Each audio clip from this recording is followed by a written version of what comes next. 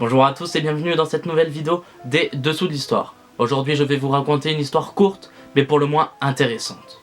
Je vais vous raconter l'histoire folle des ascenseurs de la Tour Eiffel. Alors accrochez-vous bien car c'est parti.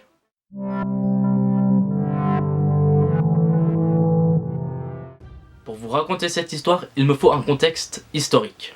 Nous sommes en juin 1940. L'armée française est en déroute devant le Troisième Reich. Les Français se battent, mais les Allemands s'approchent de plus en plus de Paris.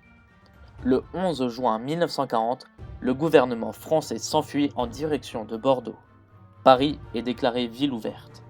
Le 14, les premiers Allemands entrent dans la ville de Paris et défilent sur l'avenue Foch. La capitale de la France est désormais occupée par les forces du Troisième Reich. 23 juin 1940, 5h30. Je vous fais une pause dans la vidéo pour vous dire que la date du 23 juin est discutée avec celle du 28 juin.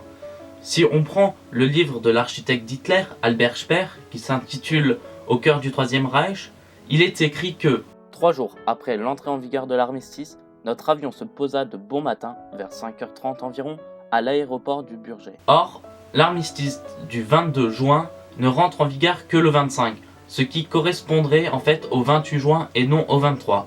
Bref, je vous laisse en débattre dans les commentaires. L'avion personnel d'Adolf Hitler, surnommé le Condor, atterrit au Bourget. Le dirigeant du Troisième Reich met les pieds à Paris pour la seconde fois. Accompagné d'une partie de son état-major, il entame une visite des plus grands monuments parisiens. De l'Opéra Garnier à la butte de Montmartre, en passant par le Trocadéro et l'Hôtel des Invalides, le Führer ne loupe aucun monument. Heinrich Hoffmann, photographe officiel d'Hitler, immortalise cette visite par un cliché pris au Trocadéro. Hitler pose devant la légendaire Tour Eiffel, et pourtant, il ne la visitera pas. Pourquoi, me direz-vous? Pour empêcher Hitler de visiter le monument, les câbles des ascenseurs ont été sectionnés. Les ascenseurs étant HS, il faut alors gravir les quelques 1500 marches pour atteindre son sommet. Par manque de temps, la visite est donc annulée, et le Führer ne se rend finalement qu'au Trocadéro, surplombant la tour. Étrangement, les ascenseurs de la Tour Eiffel resteront hors service durant toute l'occupation. Hitler ne visitera donc jamais la Tour Eiffel, ce qui enchantera certains Parisiens qui diront avec fierté « Hitler a peut-être conquis la France, mais il n'a pas conquis la Tour Eiffel ».